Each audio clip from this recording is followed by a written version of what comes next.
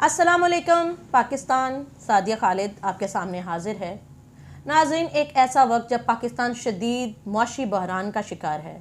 खाने के पैसे नहीं हैं, दवाइयों के पैसे नहीं हैं, तनख्वाहें देने के पैसे नहीं हैं। मुल्क इस हद तक मुआशी बहरान का शिकार हो चुका है कि हमारी जितनी इंपोर्ट है वो पोर्ट्स के ऊपर पड़ी हुई है। कंटेनर्स के कंटेनर्स वहाँ पे लाइंस में लगे हुए हैं, लेकिन उनको वहाँ से लेके आने और पूरे मुल्क में उनको डिलीवर करने के हमारे पास पैसे नहीं हैं, इजाज़त नहीं मिल रही। इंसुलिन जो कि ज़िंदगी बचाने की दवा है वो भी इस वक्त मुयस्सर नहीं है। हमारे मरीज़ जो हर खाना खाने से पहले, शुगर के मरीज़, वो इंसुलिन लगाते थे क्योंकि उसके बगैर उनकी ज़िंदगी जो है उसका तसव्वुर नामुमकिन हो जाता है। 3-4 महीने से वो नापैद हो चुकी है। इसके अलावा जान बचाने वाली जितनी दवाइयाँ हैं वो इस वक्त मार्केट में कहीं दिखाई नहीं दे रही। मार्केट में दवाइयों का और जान बचाने वाले केमिकल्स का बहरान पैदा हो गया है। मुआशी बहरान तो था ही, अब जान बचाने वाली चीज़ों का भी बहरान हो गया, खाना पीना उसका भी बहरान है। एक ऐसी सिचुएशन जब पाकिस्तान डिफ़ॉल्ट होने के किनारे पे है, एक ऐसी सिचुएशन जब हमारे वो मरीज़ जो कि जिन दवाइयों के ऊपर ज़िंदा हैं वो मौजूद नहीं हैं, वो दवाइयाँ नहीं ले पा रहे हैं। हो सकता है जिसने 2 साल ज़िंदा रहना है वो शायद 6 महीने में मर जाए, जिसने 6 महीने ज़िंदा रहना है शायद आपको बहुत जल्द उनके मरने की खबरें सुनाई देने लगें। क्यों? क्योंकि हमारे पास पैसे नहीं हैं, हम लोग इन चीज़ों का बहरान को ख़त्म नहीं कर सकते। ऐसी सिचुएशन में पाकिस्तान की गवर्नमेंट ने क्या अजीम कारनामा अंजाम दिया है। पाकिस्तान की अजीम गवर्नमेंट जो कि PDM के बैनर तले 13 जमातों का चूं-चूं का मुरब्बा बनी हुई है और हर एक जमात का एक वज़ीर किसी न किसी इदारे में बैठा हुआ है, जिन तमाम वज़ीरों का मंशूर फ़िल वक्त में यही है कि लुटो ते फुटो, क्योंकि उन्हें पता है कि इसके बाद जब आवाम की अदालत में जाएंगे तो फिर दोबारा से सियासत में आने का नज़दीक मुस्तकबिल करीब में कोई चांस तो दिखाई नहीं देता। तो अब ऐसी सिचुएशन में अपने पैसे खरे करो, अपनी जेबें भरो, जो कर सकते हो करो। उसके लिए मिलियंस बिलियंस के प्रोजेक्ट जो हैं उनको शुरू करो, अनाउंस करो, पैसा लगाओ या ना लगाओ अपनी जेबों में डालो और फिर उसके बाद पाकिस्तान छोड़ के एज़ यूजुअल दूसरे ममालिक के जजीरों में जाके, दूसरे ममालिक में जाके अपनी औलादों के साथ ऐश करो। किया क्या है ऐसा पाकिस्तान ने जिसके बारे में मैं आपको बता रही हूँ।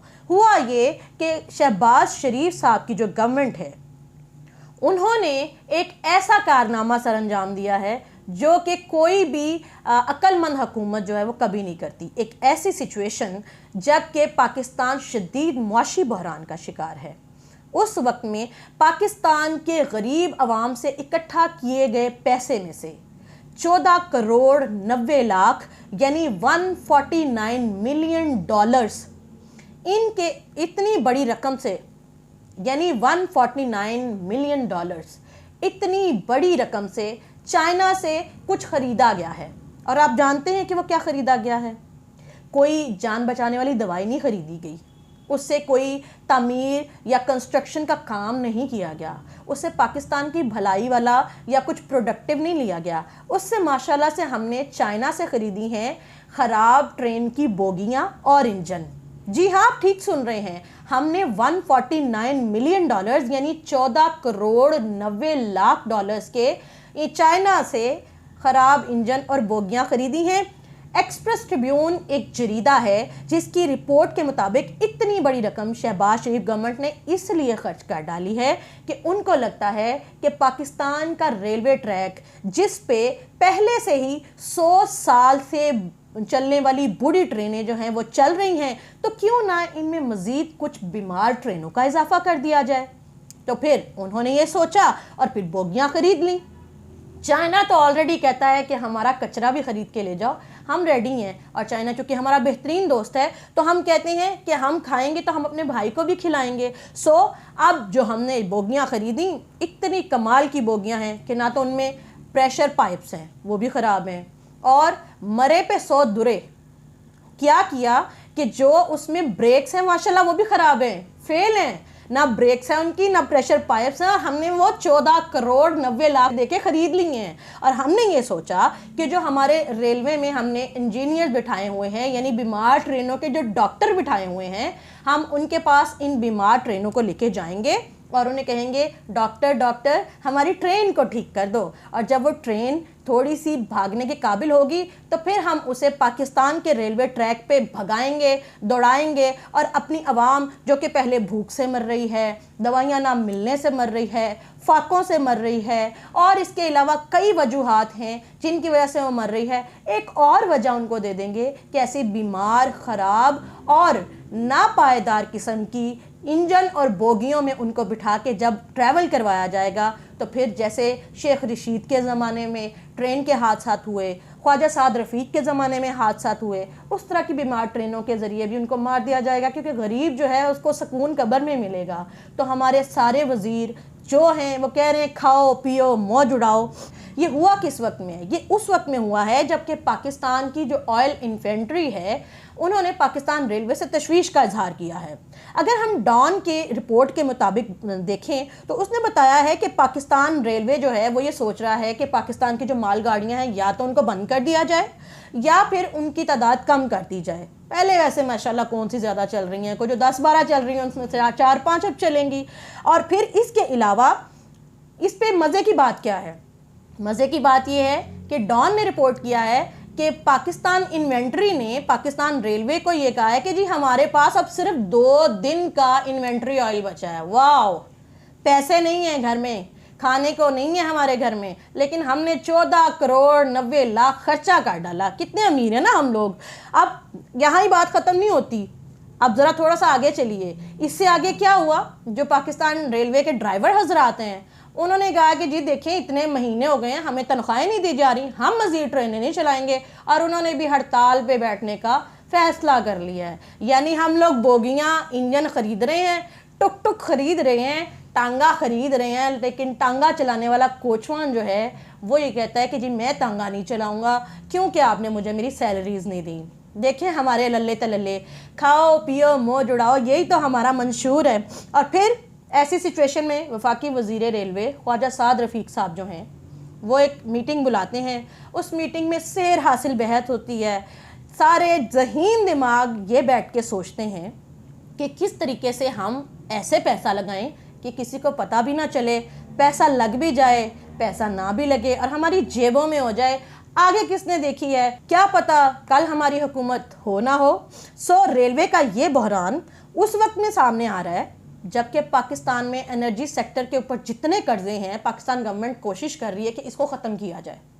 जितने हमारे बिजली है, गैस पाकिस्तान में नहीं मिल रही, माशाल्लाह से गैस का बहरान है, घंटों घंटों गायब रहती है। बिजली नहीं मिल रही, घंटों घंटों गायब रहती है। क्यों? क्योंकि हम लोगों ने जो कर्जे देने थे हम लोगों ने वो कर्जे अदा नहीं किए हुए इन इदारों के। अब माशाल्लाह इसमें हमारा जो है रेलवे भी ऐड हो गया। ऐसी सिचुएशन में जब हम लोग हर इदारे के कर्जे ही हैं, हम उन कर्ज़ों से निकलने की कोशिश कर रहे हैं, उस सिचुएशन में मुझे समझ नहीं आती कि क्या सोच के शहबाज शरीफ साहब की गवर्नमेंट ने इतनी खतीर रकम, ये कोई छोटी रकम नहीं है, 14 करोड़ 90 लाख डॉलर ये कोई छोटी रकम नहीं है, क्या सोच के उन्होंने ख़राब इंजनों और बोगियों पे सर्फ कर दी है। ज़रा आप अपने हमसाए में जाएं, इंडिया को देखें। 2013 में इंडिया ने भी चाइना से इसी तरह इंजन, ट्रेन और बोगियाँ खरीदी थी, और लेकिन 2013 से 2023 सिर्फ 10 साल के कलील अरसे में देखें उसने अपने आप को कितना स्टैंड कर दिया है। उसने वंदे भारत नाम की ट्रेन जो है वो लॉन्च की है, और उस ट्रेन को वो मेड इन इंडिया के बैनर तले बना रहे हैं। उसकी हर चीज़ इंडिया में बनती है, उसके स्पेयर पार्ट्स इंडिया में बनते हैं, वो चीप है, सस्ती है। इस वजह से वो अफ्रीकन ममालिक को भी इसको बेच रहे हैं। ऑस्ट्रेलिया, म्यांमार, श्रीलंका, बांग्लादेश, वो सब लोग इंडिया से इंजन बोगियां बनवा के ख़रीद रहे हैं जो कि मेड इन इंडिया हैं। इतनी ज़्यादा तरक्की इंडिया ने कर ली सिर्फ 10 साल के अरसे में। मुझे ये बताएं कि 75 सालों में, या आप 75 साल भूल जाएं, पिछले 8, 10, 15 साल ही लगा लें कि हम इस काबिल भी नहीं हो सके कि हम अपनी एक ट्रेन बना सकें। हम अभी तक अगर बाहर से इंपोर्ट कर ही रहे हैं तो इतने बुरे दिन आ गए हैं कि हम बाहर से जो भी इंपोर्ट कर रहे हैं वो उनका ख़राब और नाकारा माल जो पूरी दुनिया में कोई नहीं ख़रीदता, हम लोगों का कबाड़ ख़रीदेंगे। Shame on our government. सोचना पड़ेगा उनको कि जब उनकी आवाम के पास खाने के पैसे नहीं हैं, आप उनको टैक्सेस में रिलैक्सेशन नहीं दे रहे हैं, आप उनको कोई फैसिलिटेशन प्रोवाइड नहीं कर रहे हैं। जो सब्सिडीज़ है आपने अपने आवाम से ले ली हैं। उसके अलावा आप लोगों ने जितनी अशियाए खूर्दो नोश थी, उसके अलावा जो दवाइयाँ थी, उनके बहरान को आप काबू नहीं कर पा रहे हैं। लेकिन वज़रा के अल्ले टल्ले, उनकी तनख्वाहें, उनके प्रोटोकॉल्स, उनकी मरात, ये सब वैसे की वैसे चल रही हैं, ख़जाना खाली है। लेकिन हम लोग ऐसे काम इसलिए कर रहे हैं क्योंकि जो वजीर बैठा हुआ है उस ऐसे कामों की वजह से उसकी जेब में पैसे जाएंगे और उससे जुड़े तमाम जो उसके कड़चे और चमचे हैं उनकी जेब में पैसे जाएंगे। अगर यही चलता रहा, पाकिस्तान को बाबा आदम के ज़माने में तो हम ले ही आए हैं, पत्थरों के ज़माने में तो हम ले ही आए हैं।